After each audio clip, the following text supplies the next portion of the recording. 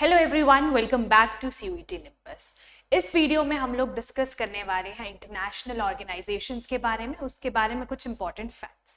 अगर आप PYQ questions देखोगे तो वहाँ पे इंटरनेशनल ऑर्गेनाइजेशन से पहले से सवाल बने हुए हैं। तो जो भी ये एनालिसिस रहता है, पीवाईक्यू एनालिसिस रहता है, उसमें हम लोग देखते हैं किस टॉपिक से ज़्यादा सवाल बनते हैं और किस टॉपिक से कम सवाल बनते हैं ना। तो ये जो इंटरनेशनल ऑर्गेनाइजेशन वाला टॉपिक है, it is very important topic. तो आपको ज़रूर ये पूरा वीडियो देखना है to get to know the MCQs related to international organisation. आपको पता है आपका एग्जाम इज MCQ बेस्ड, तो आपको एक एज ही मिलेगा। ये सारे जितने भी सवाल हैं यहाँ पे हम अच्छे से एक्सप्लेन भी करेंगे। तो चलिए शुरू करते हैं। ये लक्ष्य बैच की 35th क्लास है। होप आपने पहले वाली सारी क्लासेस देख ली हो। और 35th किस सेंस में? जीके एंड करंट से रिलेटेड जितने भी इंपॉर्टेंट टॉपिक्स और MCQs हैं। क्वांटिटेटिव एप्टीट्यूड और लॉजिकल रीजनिंग की अलग क्लासेस हैं, वो भी आपको हमारे प्लेलिस्ट पे आप जैसे ही जाओगे, लक्ष्य बैच की अलग क्लासेस हैं, है ना। And it is 35th in the row. इसके अलावा क्वांटिटेटिव एप्टीट्यूड और लॉजिकल रीजनिंग की क्लासेस आपको जरूर देखनी है, ठीक है। चलिए, सो पहला सवाल, Where is the headquarters of the United Nations located? बहुत ही अच्छा और इजी सवाल है। आप लोगों को पता भी हो सकता है ना, बहुत लोगों को आप में से पता होगा इसका आंसर। सो ऑप्शंस क्या क्या है? Geneva, Paris, New York and London. Headquarters of United Nations की बात हुई है। यूनाइटेड नेशंस बहुत ज़्यादा इंपॉर्टेंट एक एजेंसी है। Geneva, Paris, New York and London. इनमें से आपको सही जवाब देना है। कमेंट सेक्शन में जल्दी से जवाब लिखिए ताकि आपको भी याद हो जाए। ये सारे के सारे सवाल आप देखोगे बहुत ज़्यादा इंपॉर्टेंट है आपके लिए। जैसे कि आप आगे बढ़ोगे आपको पता चलेगा कि कितने इंपॉर्टेंट एजेंसीज हैं और उसके बारे में कितने इंपॉर्टेंट फैक्ट्स हैं।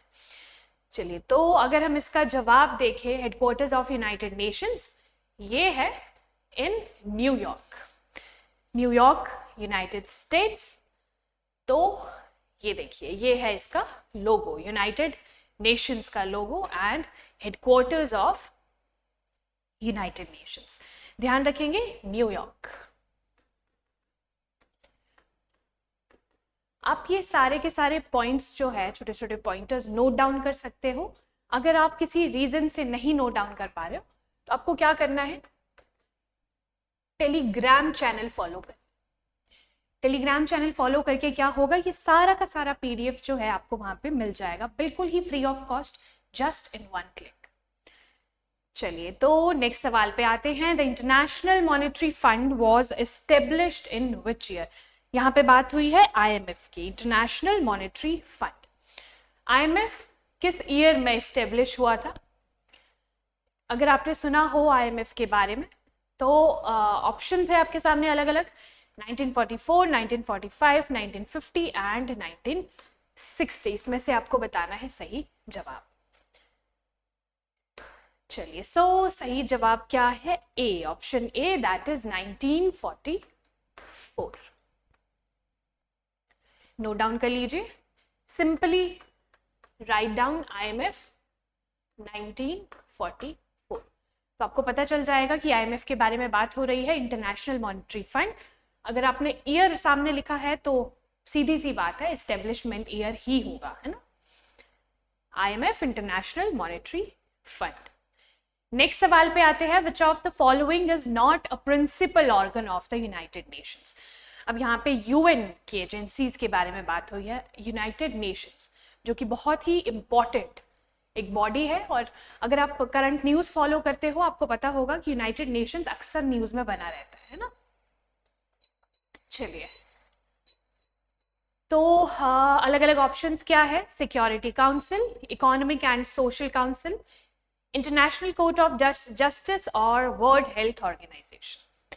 तो अगर आपको थोड़ी सी भी नॉलेज है यूनाइटेड नेशंस की और या फिर इसके ऑर्गन्स की, तो आपको सामने दिख रहा होगा कि कौन सा ऑप्शन करेक्ट है ना, which is not a principal organ of United Nations. So correct answer is D, ठीक है। WHO, वर्ल्ड हेल्थ ऑर्गेनाइजेशन, सही जवाब है इस क्वेश्चन का, क्योंकि ये यूनाइटेड नेशन की एजेंसी नहीं है। अगर आप ये डायग्राम अच्छे से देखो, देखिए यूएन के प्रिंसिपल ऑर्गन्स की बात हुई है यहाँ पे। कौन कौन से प्रिंसिपल ऑर्गन्स है? सबसे पहले जनरल असेंबली है ना, general assembly, security council, economic and social council, international court of justice, trusteeship council and secretariat. तो ये 1 2 3 4 5 6 ऑर्गन्स आपको देखने को मिलेंगे यूनाइटेड नेशंस के। तो अगर आपको सवाल बन गया कि how many organs are there in United Nations, है ना, यूनाइटेड नेशंस के कितने प्रिंसिपल ऑर्गन्स हैं, तो योर आंसर विल बी 6। चलिए अगले सवाल पे, विच organisation is responsible for promoting international monetary cooperation and exchange rate stability। तो यहाँ पे आपको बताना है इनमें से कौन सी ऑर्गेनाइजेशन जो है वो रिस्पॉन्सिबल है for promoting international monetary cooperation, international monetary cooperation को बढ़ाना एंड एक्सचेंज रेट में स्टेबिलिटी लेकर आना, है ना। चलिए IM like international monetary cooperation को बढ़ाना। ऑप्शंस क्या है? World Bank, IMF, WTO and UNDP। These are different options, आपको सही जवाब बताना है। सही जवाब है IMF, international monetary fund, IMF। इसके बारे में हमने पढ़ा भी था कि ये किस ईयर में स्टेब्लिश हुई है ना। अभी हमने एक सवाल देखा जिसमें हमने देखा कि IMF किस ईयर में स्टेब्लिश हुआ है। तो चलिए अगले सवाल पे आते हैं। The World Health Organisation is a specialised agency of, आपको बताना है WHO एक स्पेशलाइज्ड एजेंसी है किसकी? World Bank, United Nations, IMF और European Union. So correct answer क्या है? यूनाइटेड नेशंस की। वर्ल्ड हेल्थ ऑर्गेनाइजेशन जो है एक स्पेशलाइज्ड एजेंसी है किसकी? United Nations, UN। तो ये सारे के सारे जो क्वेश्चंस मैं आपको करवा रही हूँ ये कहीं ना कहीं इंटर रिलेटेड है। क्या है? MCQs आप जितने ज्यादा प्रैक्टिस करोगे उतना ज्यादा आपको बेनिफिट होगा। ये सारी चीजें मैं आपको ऐसे एक स्लाइड में पूरा बता सकती थी कि ठीक है ये ऐसे नोट कर लो, ये ऐसे, लेकिन नहीं, क्वेश्चन सॉल्व करना इज मस्ट, है ना। तो इसलिए इन बिटवीन द क्वेश्चंस जितने भी आपको फैक्ट्स मिल रहे हैं वो आप नोट डाउन कर लीजिए और क्वेश्चंस को सॉल्व करना सीखिए, है ना। याद रखिए चीज़ों को, रिवाइज कीजिए, तभी इसका नाम जो है रिविजन सीरीज है और रिविजन क्लासेस है ये। Bretton Woods conference led to the creation of, Bretton Woods conference जो है आपको पता होगा, ब्रेटन वुड कॉन्फ्रेंस में कुछ एजेंसीज, कुछ मेजर एजेंसीज क्रिएट हुई थी। ऑप्शंस क्या है? United Nations and UNESCO, IMF and world bank, NATO and WTO and WHO and UNICEF. तो यहां से अगर आपको सही जवाब आता है तो आप कमेंट सेक्शन में सही जवाब दोगे, है ना। ब्रेटन वुड्स कॉन्फ्रेंस, आगे लिख दीजिए 2 ऑर्गेनाइजेशन के नाम, सिंपल, इसमें बिल्कुल भी टाइम नहीं लगता है, it will just take a minute. So correct answer is IMF and World Bank। तो आपको ध्यान रखना है ब्रिटेन वुड्स कॉन्फ्रेंस हुई थी 1944 में और ये एस्टेब्लिश हुआ था IMF एंड वर्ल्ड बैंक। ये बहुत ज्यादा इंपॉर्टेंट फैक्ट्स है आप लोगों के लिए।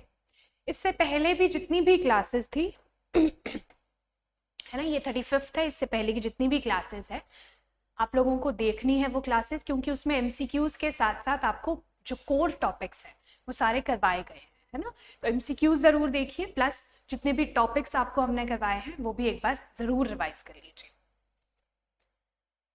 चलिए, which organisation deals with the global trade rules between nation. तो ग्लोबल ट्रेड रूल्स जो है वो कौन देखता है? वर्ल्ड वाइड, है ना। यहाँ पे बात हुई है कौन सी ऑर्गेनाइजेशन डील करती है ग्लोबल ट्रेड रूल्स के साथ बिटवीन नेशंस। तो ट्रेड के बारे में अगर बात हो रही है तो आपको इसमें से सही ऑप्शन बताना है IMF, WTO, UNDP और OECD। So correct answer is WTO, world trade organization, world trade organization is correct answer, ध्यान रखेंगे। इसके नाम में भी है वर्ल्ड ट्रेड ऑर्गेनाइजेशन। इसके नाम से ही आपको पता चल रहा है कि ये ट्रेड के साथ काम करता है, ट्रेड रिलेटेड काम करता है, और वो भी पूरे विश्व में, पूरे वर्ल्ड में। Which UN agency focuses on education, science and culture? कौन सी यूएन की ऐसी एजेंसी है? हमने देखा 6 एजेंसीज यूएन की है ना, तो उनमें से कोई एक एजेंसी आप बताओगे एजुकेशन, साइंस और कल्चर को पे जो फोकस करती है, यूनाइटेड नेशंस की एजेंसी। ऑप्शंस हैं WHO, यूनिसेफ, यूनेस्को और UNHCR। सो करेक्ट आंसर क्या है इन चारों में से? UNESCO, united nations educational, scientific and cultural organization. तो यहां से आपको एक चीज ध्यान रखनी है, क्या? इसकी फुल फॉर्म है ना, UNESCO.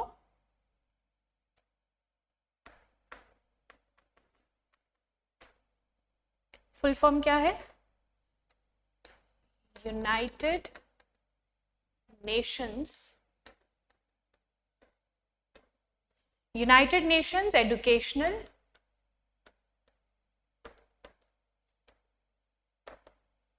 scientific and cultural organization।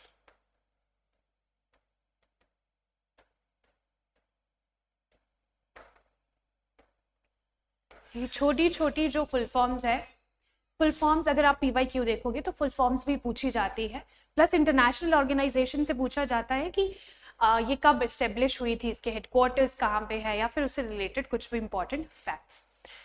तो यूनेस्को से रिलेटेड आपको ध्यान रखना है United nations educational, scientific and cultural organization which deals with, इसके नाम में ही है, एजुकेशन, साइंस एंड कल्चर।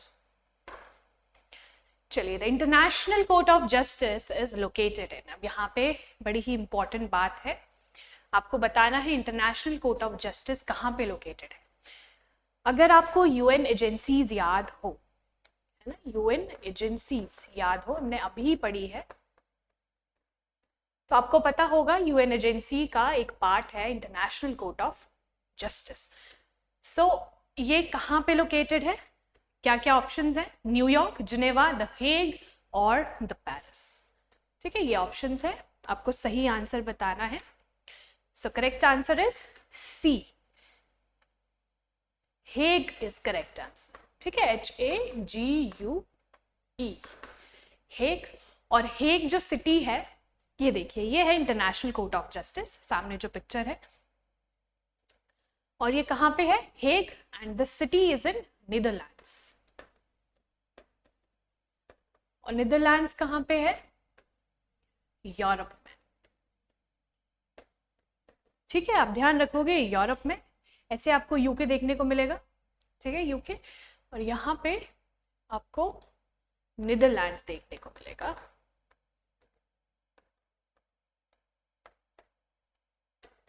तो ध्यान रखेंगे international court of justice in Netherlands, है ना, और नीदरलैंड्स में भी कहाँ पे जो सिटी है दैट इज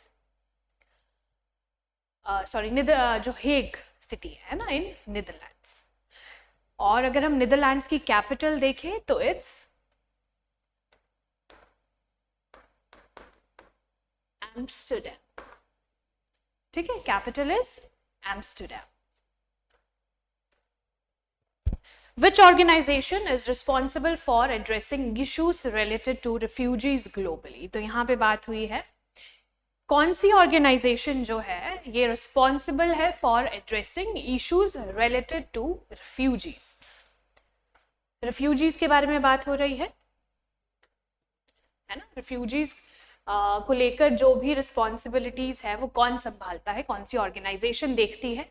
अलग अलग ऑप्शंस है, यूनिसेफ, UNHCR, ILO और UNCTAD। So correct answer is B, that is UNHCR, United Nations high commissioner for refugees. यहाँ पे देखिए UN रिफ्यूजी एजेंसी, तो UN की एक एजेंसी है UNHCR, UN रिफ्यूजी एजेंसी, है ना, UNHCR, it stands for United Nations high commissioner for refugees, ध्यान रखेंगे। तो ये थे हमारे इम्पॉर्टेंट क्वेश्चंस, है ना, इंटरनेशनल ऑर्गेनाइजेशन से रिलेटेड। जितने भी हमने क्वेश्चंस अभी तक पढ़े हैं वो सारे के सारे होप आपने नोट डाउन कर लिए हो, या फिर किसी वजह से अगर आप नोट डाउन नहीं कर पाए, है ना, तो आपको क्या करना है, मैंने सिंपली आपको बताया है। डिस्क्रिप्शन बॉक्स में जाइए और टेलीग्राम चैनल का लिंक आपको मिल जाएगा, उस पर क्लिक कीजिए, टेलीग्राम चैनल ओपन हो जाएगा CUET निम्बस के नाम से। आपको ज्वाइन करना है और जैसे ही आप ज्वाइन करोगे सारे के सारे PDF, सारे के सारे अपडेट्स, इंपॉर्टेंट क्लासेस की वीडियोस आपको वहाँ पे मिल जाएंगी, है ना। तो जो भी इंपॉर्टेंट वीडियो रहती है, जैसे कि for example daily current affairs रहता है, ठीक है, डेली करंट अफेयर्स का वीडियो के साथ साथ आपको PDF नोट्स मिल जाएंगे, और जो भी इंपॉर्टेंट क्लासेस है हमारे लक्ष्य बैच की, उसका भी PDF आपको वहीं पे मिल जाएगा, ठीक है जी। तो ये थी आज की हमारा पूरा क्लास। होप आप डेली करंट अफेयर्स भी फॉलो कर रहे हो रेगुलरली। इसके साथ साथ अगर हम देखें the rest of the classes of लक्ष्य बैच, वो क्लासेस आप लोगों के लिए बहुत इंपॉर्टेंट है। मैं फिर से बोल रही हूँ, वो ज़रूर देखिए, एक बार ज़रूर देखिए, एग्जाम से पहले रिविजन आपका हो जाएगा। प्लस हमारी टेस्ट सीरीज जो है ना, टेस्ट सीरीज हमारी आपको निम्बस करियर्स ऐप में मिल जाएगी।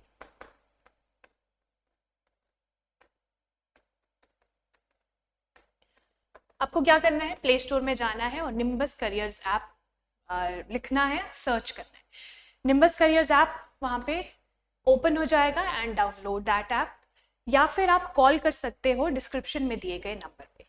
टेस्ट सीरीज जो है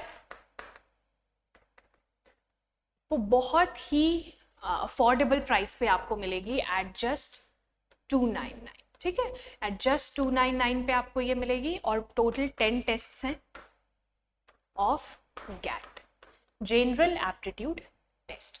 तो जल्दी कीजिए, आपका एग्जाम इज वेरी नियर। आपको ध्यान रखना है कि आप अपनी प्रिपरेशन जो है उसको बूस्ट करना है। Thank you so much and all the very best.